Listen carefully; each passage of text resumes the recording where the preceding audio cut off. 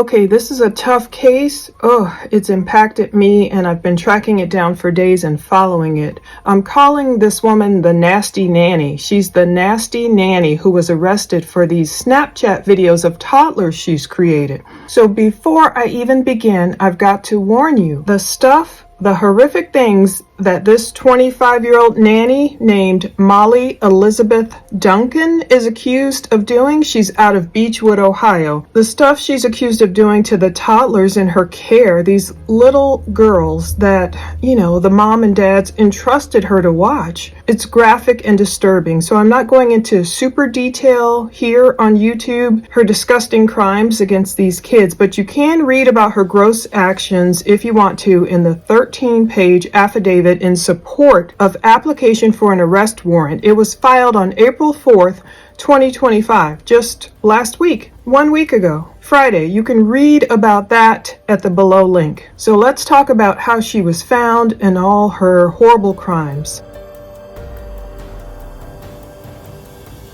The nice nanny is an alleged nasty pedo. So imagine you're one of these parents of toddlers, and you hire this fresh-faced woman to watch your toddler, your own child, for a few hours or however long in your own home. I was thinking, what mom or dad hasn't relied on a seemingly nice nanny, a younger person in their 20s to help you out when you want to go out on date nights? I know I did that when my kids were younger.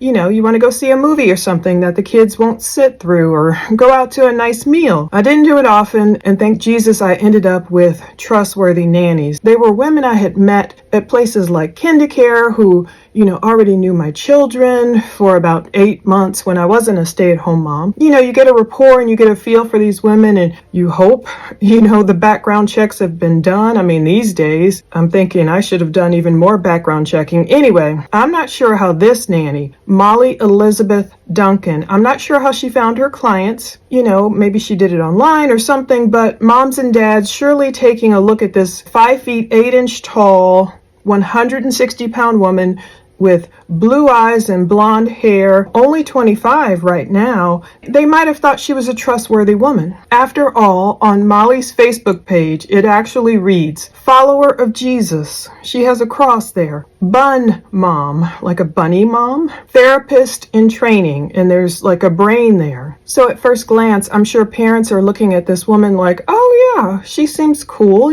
she's got her life together. She can watch my toddler for a few hours. No. Anyway, that bun mom, it means Molly was mom to a little black rabbit. It's pictured with her in photos on her social media pages, and eerily, I found it as the profile of her Cash App. So I was able to track down her Cash App by learning the social media handles she usually uses. They were listed in her arrest warrant. And generally how it goes, I know people tend to use the same handles across many platforms, and that's how I found it. But this whole thing, this whole video, this whole story is a big cautionary tale to all parents, especially in these modern times. I was thinking, once you hear this story, you're going to want to put cameras everywhere in your entire house. So even if you do hire a nanny that looks pretty trustworthy, recommended by friends or whomever, when you go out to dinner or you go to the movies, you can pop on your phone and get on that nanny cam and watch what she's doing with your children, no matter how sweet and innocent the nanny might seem. In doing all these cases, we've been digging into the Madeline Soto case, a lot of different cases. We see all these pedo rings busted up. They're usually men. So we kind of expect the pedos to be men. But recent cases like this, Nasty Nanny, have proven that some women, of course, can be just as predatory and nasty towards children as certain male pedos. Just like in that new Netflix documentary. It's titled Bad Influence: The Dark Side of Kidfluencing. So it details Piper Raquel's mom, Tiffany Smith's horrible alleged crimes against children. And of course, Tiffany Smith claims it's all bunk. Piper Raquel, she was a popular YouTuber. She got, demonetized off YouTube. She claims it's all hooey also, but you should watch that. It's really good. And that's another mother who was portrayed as someone who was a predator towards children. So I thank God in heaven that Molly was caught. Just wait till you hear her evil plans she had for her own children and her links to her daddy Dom. She called him in Denver. They plan to, hook up and have kids and groom them. More on that later. Let's start here. March 25th, 2025. Snapchat does the right thing and catches this woman.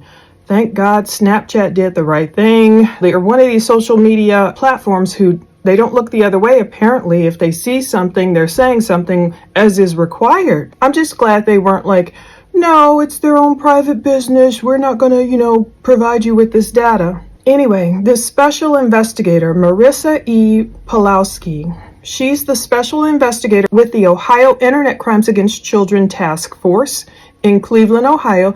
She explained in this affidavit, 13 pages, how Molly was caught red-handed. So it was March 25th, 2025, just last month. I mean, what is that? Just a couple of weeks ago. Snapchat submitted this cyber tip line report to the National Center for Missing and Exploited Children, and they assigned this report a priority level 1. So they classified it as the incident type of child bothering, I'll say. You can just see the real words in the affidavit or on my Patreon. I'm linking to it below. We have to be a certain way for YouTube. You guys know that. Snapchat reported that on Tuesday, March 25th, 2025, the Snapchat user with the screen username Molly D0303, so that stands for Molly Duncan. I don't know what the 0303 means. She sent 15 separate child exploitation files to another user on Snapchat. So thank God Snapchat must have these great quality assurance people. Boy, they must have caught it. Snapchat believed that they depicted CSAM, and they stated this report, related reports, appears to contain images, videos that appear unfamiliar and may depict newly produced and or homemade content. So I was thinking the real question is, how long had Molly been making these horrible videos? We're going to learn about the gross stuff she created in 2024. I put the dates together. I saw she's been creating stuff at least since March 2024 all the way through March 2025 or later. So it's been more than a year. I don't know if she did other stuff prior to that, but anyway, Snapchat not only sent the new videos to the appropriate agency, they also sent Molly's email address, her date of birth, and her IP address. And that IP address they tracked down, use all these cool programs. They figured out it belongs to Cleveland, Ohio. So they sent that info to the Cuyahoga County Prosecutor's Office for further action. So I am so grateful Snapchat found these videos. What a harrowing job for a quality assurance reviewer, but what a meaningful career to save children. I mean, my one friend tells me about, she knew someone who had that role for Facebook, and you would be astonished at the stuff people post on social media. I mean, horrible crimes. And the people who have to sit there day after day and witness all this violence or these CSAM images just so they can turn them in or report this person, they're doing the Lord's work. It's a hard job. March 27th, 2025, so just 2 days later, they're finding Molly and the horrible video details. On March 27th, AT&T was subpoenaed to uncover the subscriber details associated with that IP address that Snapchat reported was used to log into the Snapchat account that sent the nasty files. See, some people, I think they think, oh, if I get on Snapchat, everything will disappear, or I can hide behind some crazy username. But she was kind of out in the open. I mean, it wasn't Molly Duncan, but she said her, name was Molly D0303. But people just think they can fly under the radar or something. AT&T uncovered a subscriber with the initials SH. Now, that's been redacted to protect that person's identity. But they have a service billing address on Amherst Circle in Beachwood, Ohio.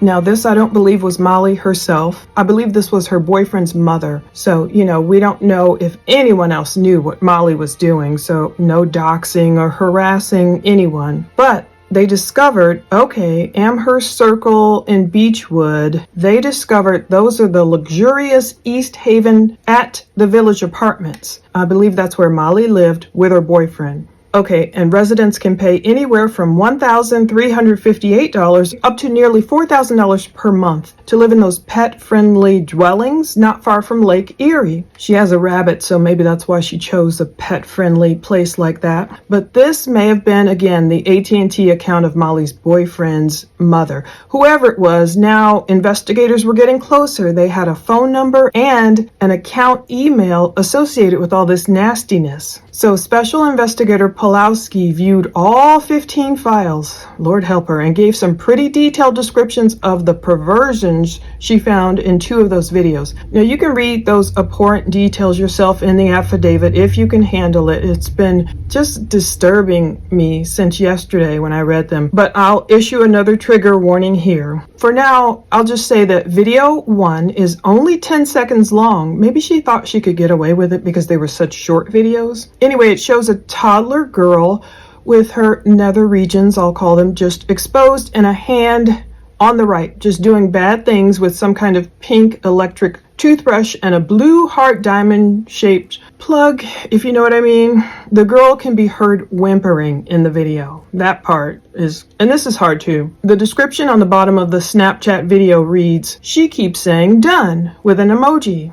In my opinion, Molly likely chose these toddler girl victims because she had access to them and they probably couldn't, form full sentences. I don't know how old these girls were. Let's say if they're only 2 or something and they're not speaking that much. But this girl apparently kept saying done. This little girl knew enough to just say done. She didn't want this, and there we go. Video number 2, as described in the affidavit, this one's only 9 seconds long, but it shows a girl toddler being, I'll say, harassed orally by a blonde adult female. So apparently Molly must have had her face or the back of her head or something identifiable in the videos. They're going to eventually compare and figure out it's her. The description on the bottom of this Snapchat video read, "For daddy," with a kissing face emoji. We're going to find out a little bit more about this daddy in a bit and their future plans for Molly and when her daddy Dom would have had kids. Ugh, it's disgusting. But that same day, March 27th, a subpoena was sent to Google. I'm glad they're on it. They wanted the email address associated with the Snapchat account, and they provided info about her Google account ID, which was created back on April 9th, 2017, her recovery email, and they were all associated with one woman, this nasty nanny, Molly Duncan. Next, they found a driver's license for Molly Elizabeth Duncan, who appears visually similar, the affidavit says, to the female suspect in the videos. They learned she was born on March 3rd, 2000, and they found her associated address, likely maybe her childhood home, some home on Scarlet Way in Concord Township, Ohio. So this officer was on it. She used some kind of program named TLO to find personal information for SH, the unknown hidden identity person, and located her son, DH. He has a date of birth of March 1993, so he must be 7 years older than Molly. He also has an Ohio driver's license. I don't know his name, I'm just calling him DH. That's what they call him in the affidavit. We don't know if he had any idea whatsoever what Molly was up to. He has an Ohio driver's license at those Amherst Circle apartments in Beachwood, so he must have lived with her. And the investigator also located a Facebook page for Molly and, quote, a profile picture of Molly Duncan and a man who appears visually similar to DH was located. So indeed, when I found her profile, when I found her Facebook page, I do see her there. Heavily filtered photos, so it's so difficult when I'm comparing it to her mugshot and to other photos. She's looking like a different woman with all these different faces all over the place. But yeah, they found that photo with Molly and I guess her boyfriend, and so they knew. Now, searching Molly's apartment and her confession. On March 27th, 2025, a search warrant was authorized by a Cuyahoga County Common Pleas judge, and it was executed at Molly's residence in Beachwood, Ohio. Now, neither Molly or her boyfriend were present in the residence when the entry was made, so I'm glad they were able to just, get in the apartment. Maybe they'll have a lot more evidence against her. Law enforcement officers reached Molly's boyfriend DH by telephone, who then made contact with Molly. Molly returned to the residence without incident, so she came on home. She didn't go on the run, and she's just gonna confess, basically. Items seized during the execution of the search warrant included one gray PNY attaché USB drive, one black monster USB drive, one Micro Center multimedia card, one Samsung hard drive disk, one white shawl, one dress, one Republic of Gamers laptop, and one Apple iPhone 13. So that iPhone is going to come into play more here. It says, during the execution of the search warrant, Molly agreed to an interview. So not only did she come home, she came home and she's like, yeah, I'll talk to you. So Molly confirmed she used Snapchat as recently as Monday, March 24th, 2025.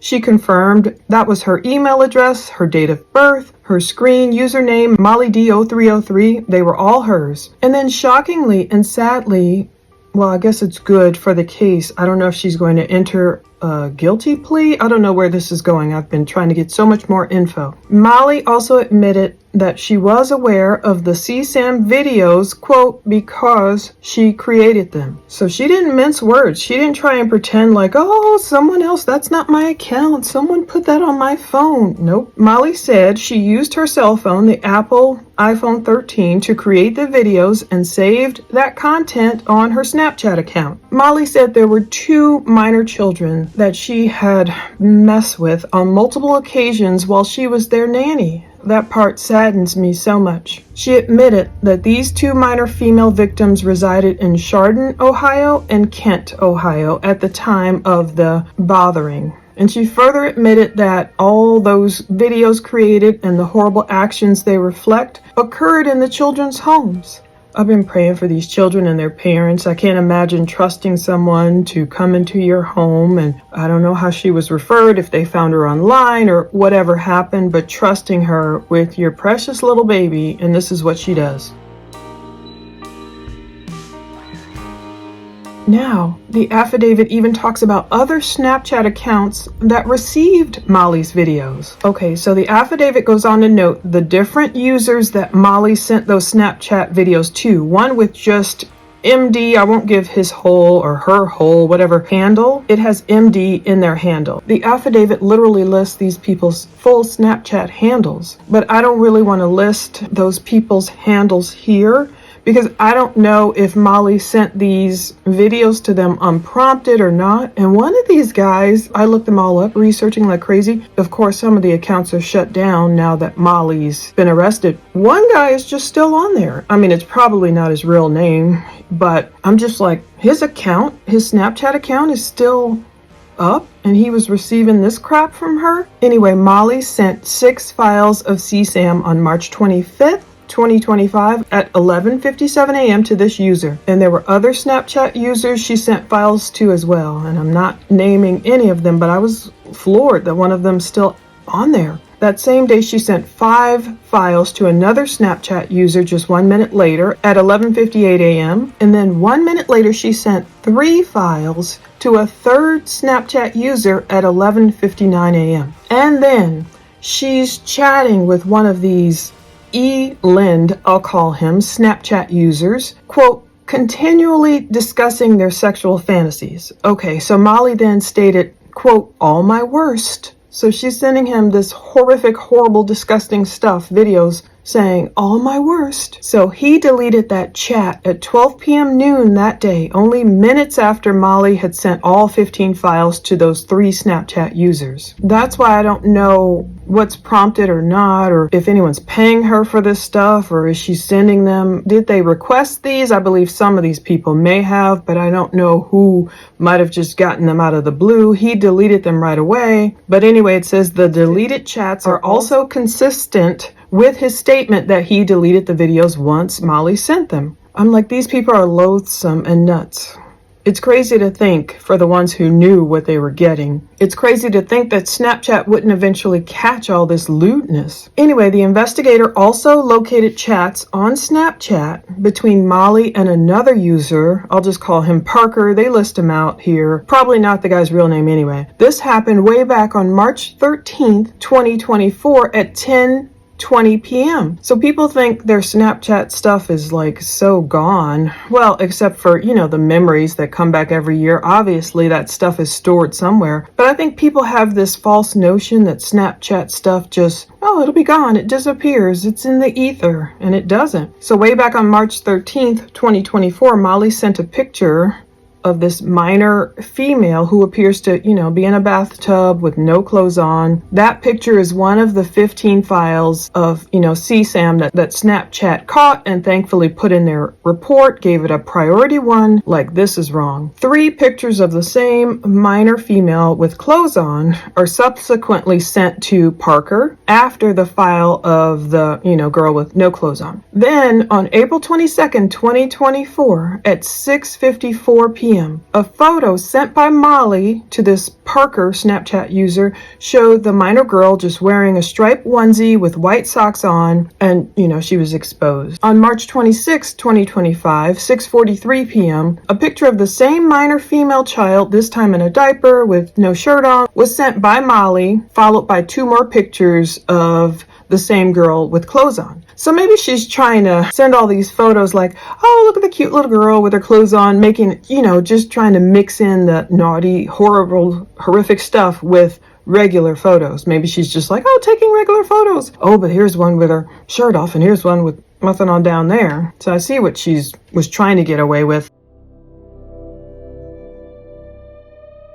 Now let's get to Molly's disgusting talks with her daddy Dom and future plans for their children they planned. All of it is the worst. The stuff that's happened already to those children, God help them, and the stuff that Molly was planning. Molly and this Parker, they chatted more on March 25th, 2025, beginning at 12:51 p.m. So on this date, Molly stated, quote, "A few months ago, I connected with a daddy Dom," I'm assuming that means a dominant, "who is 37 and lives in Denver. All our kinks are the identical, and we plan to groom our children majorly." This is not a kink. This is disgusting.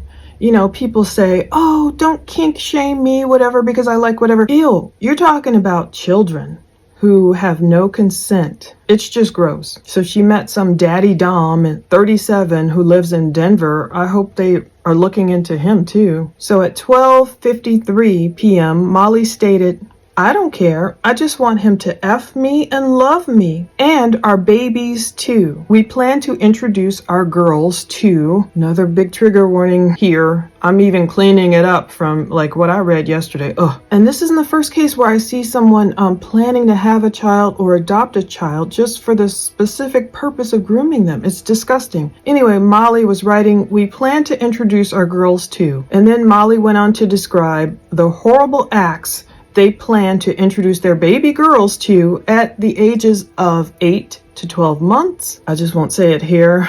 And then moving on, what she would introduce them to at 2 to 3 years, then at 3 to 4 years. It's really bad. I mean, it's stuff some adults don't even do. And she's talking about imposing these things on children. And finally, by ages 5 to 6 years of age, it was just progressively, you can kind of imagine the stuff. It's just horrible. You can't even call it first base, second base, third base. It's just beyond that. And she's talking about her own children.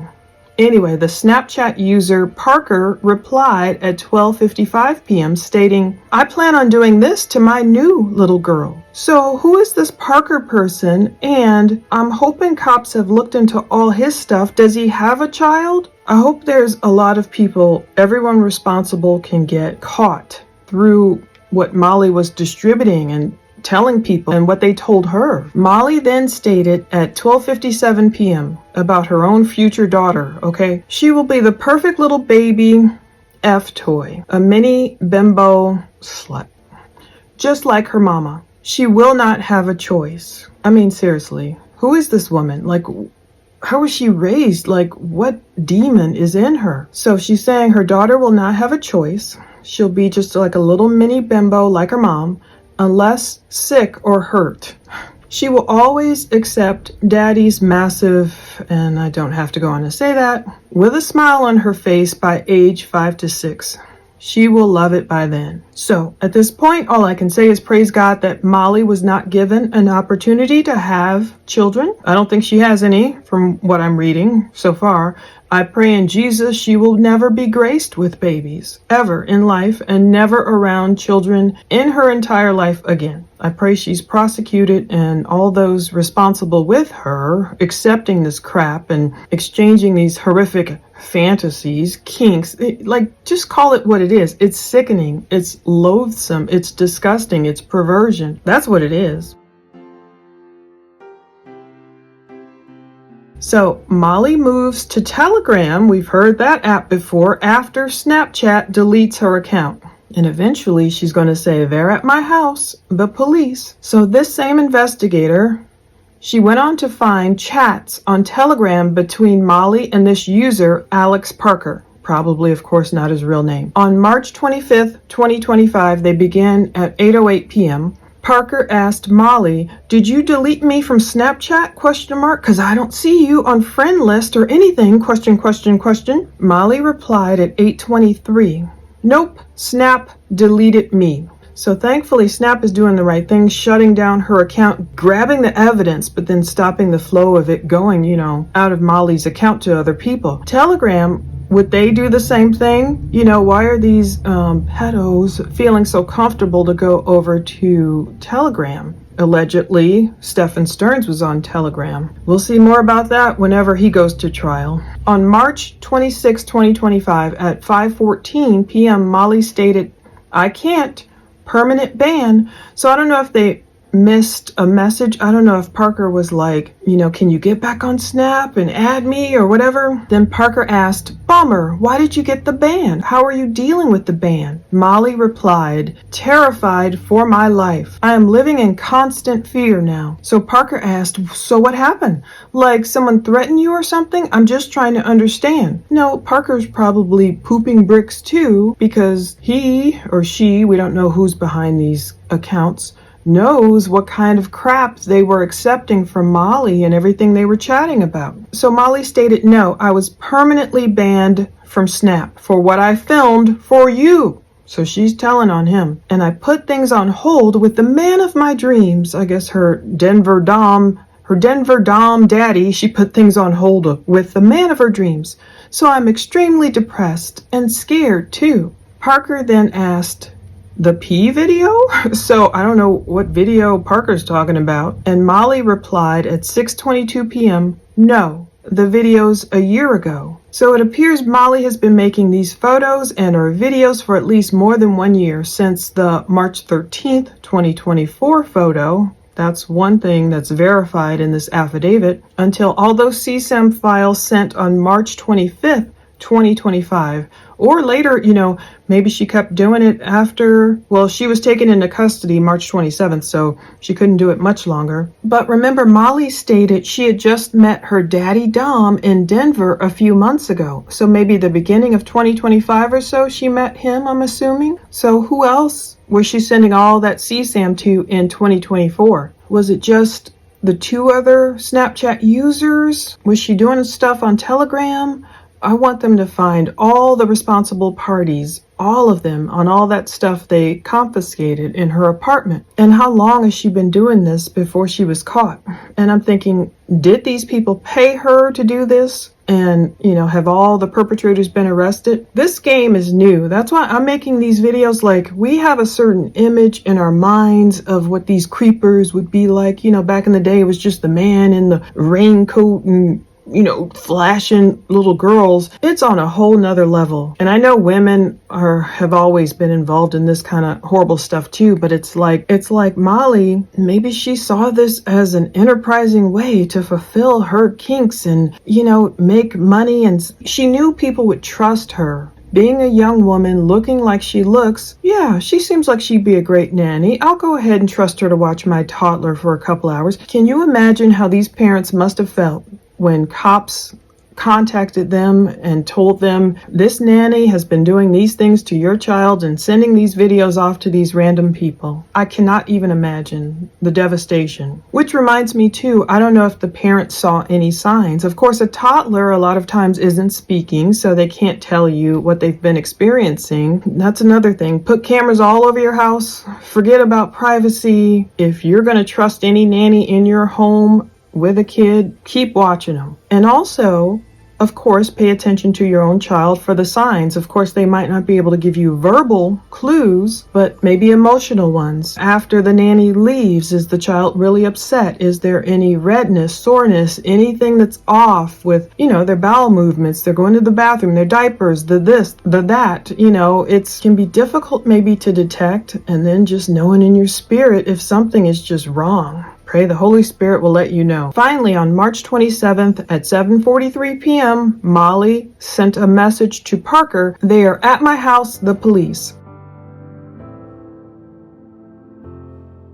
So, Molly's taken into custody. Now, records show that the Cuyahoga County Sheriff's Office booked Molly into custody on March 27th at 7:30 p.m., which is a little weird because Molly was able to send that last message on Telegram to Parker saying, "They're at my house, the police," at 7:43 p.m. So I don't know if she still had her phone or if the times are a little off. At some point, Molly was transferred to the Medina County Jail. She was booked therein on April 4th, just last Friday, at 5:57 p.m. Eastern Time in Medina, Ohio.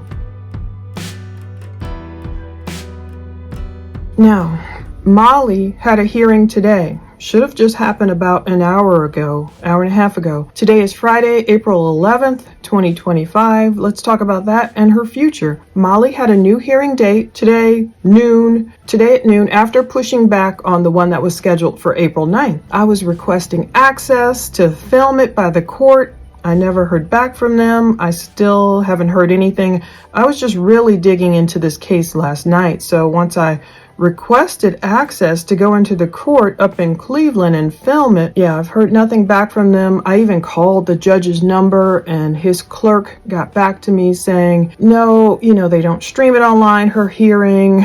No, there's no videos or anything. So I'll be checking the docket, but hopefully if one of the local stations, WKYC or someone, caught video of her hearing, if there was any pool reporters in the courtroom, then I will just go ahead and put the video here because I want to know what happened. I want to know her plea. I want to know everything. Alrighty, we do have a couple of updates I see here dated today, April 11th. The minutes of proceedings, preliminary detention hearing before the judge was held today as to Molly Duncan's case. They have all the attorneys and everything. Then they have this waiver of preliminary hearing by Molly Duncan and waiver of detention hearing and order as to Molly Duncan. The waiver of the preliminary hearing, I sound like one of the Real Housewives of Salt Lake City. Anyway, this was filed April 11th.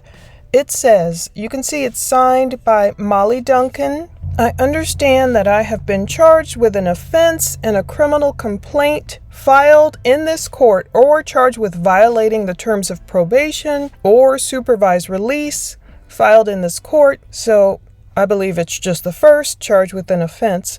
A magistrate judge has informed me of my right to a preliminary hearing, but I agreed to waive my right to a preliminary hearing. So she waived her right to the hearings and everything. And then this waiver of detention hearing and order, Molly Duncan, accused of all these horrible crimes, she was advised of the nature of the charge and her rights. Under the advice of counsel, waives their right to a detention hearing and consents that they will be held without bail. So thankfully, she did not get bail, but reserves the right to raise the issue of detention at a later date should circumstances change. So that's what we have here for Molly as of Friday, April 11th. Now, according to WKYC, Steve Albenzi, Molly's lead attorney, declined to comment when reached by phone just yesterday, Thursday. But you know me, I've requested just about everything I can on this case, and I'll keep you updated. So I plan to follow up on this case, and of course I know I still owe you guys a video going over the final 2 Stephen Stern's phone calls with his parents. So that should be a long one when I get to transcribing that. So I'm following up on plenty of cases, as many as I can, to make videos about. It's usually a lot of stuff behind the scenes, and believe me, I really want to follow up on this one because Molly, I didn't see her booking photo anywhere. I had to dig and dig and dig to find her photos, just a few photos, her with her black bunny, and this affidavit is just disturbing. So cautionary tale, but at least the good that can come out of it is for parents to be even more cautious, be even more aware who they let in their house, who they let watch their children. 1 John 1:4. Little children, believers, dear ones, you are of God, and you belong to him and have already overcome them, the agents of the Antichrist, because he who is in you is greater than he who is in the world of sinful mankind. Now, I know that's not directed to just little children, but it reminded me, since we're talking about little children, it's directed to all believers and dear ones. It's a great place of hope, in my opinion, to end this video, because when you read such a disastrous, horrific case, like, you don't know the impact the stuff Molly did to how many of her children. I don't know if it's just these 2 or if there are any more out there. Investigators will learn, hopefully digging through her stuff, because maybe a woman like her would have saved the videos and saved the evidence. You know, they can get her on even more charges than what she's already booked on. So stay tuned. I plan to follow up and put any updates, hopefully somewhere, about this case, and then move on also to go over the rest of Stephen Stern's phone calls, even as we're waiting for more Stephen Stern's case information and so many other cases. I can do as many as I can handle, since I prefer to do all the researching, writing the script, filming, editing, and then publishing. Thank you so much for listening to all this. Whew, boy. Leave your comments below and take care. We will follow up on this one and many, many other cases. Have a great weekend.